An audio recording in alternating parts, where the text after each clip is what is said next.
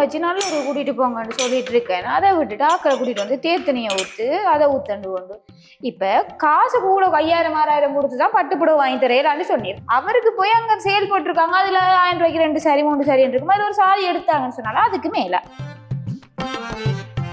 இவனுக்கு இல்லாம தண்டத்துக்கு அவன் கூட்டிட்டு வர்றதுக்கும் சேர்த்து ஊத்த வேண்டியதா இருக்கு மனுஷன்.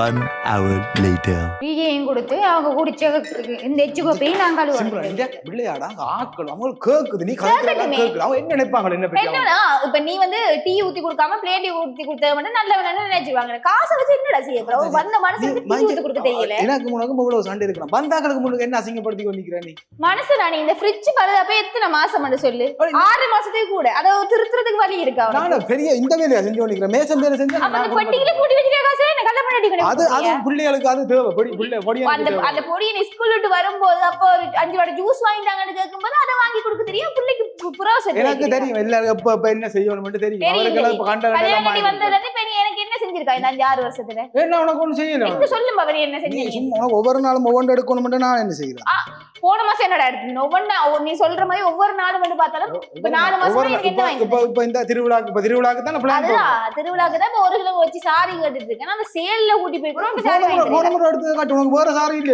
இப்ப புதுசா எடுத்து காட்டு நான் பழஞ்சாரியை கட்டிட்டு போறோம் கோயிலுக்கு.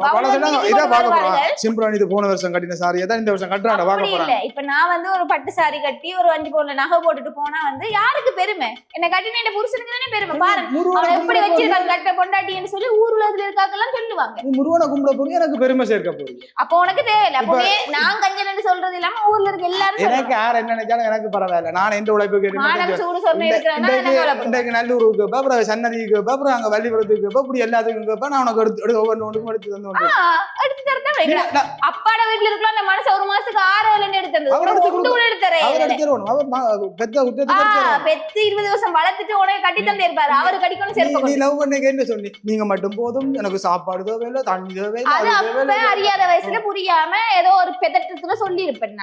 என்னடி அப்போன்னு சொல்றீங்க எழுப்போன்னு சொல்றீங்க அப்படிதான். இப்ப நீங்க சொல்லலையா கல்யாணத்துக்கு முன்னுக்கு விழுந்து விழுந்து லவ் பண்ணுவீங்க போன் அடிச்சா எடுத்துருவீங்க உடனே. இப்ப நாங்க அடிக்கடிக்க பாத்துட்டு இருக்கீங்களோட கேட்டேன்னு இப்ப வந்து ரெஸ்பான்சிபிலிட்டி இருக்கு. வேலைக்கு போகணும் போன் கதைக்க டைம் இல்ல. யாருக்காக உழைக்கிறோம் உங்களுக்கு சொல்றீங்க.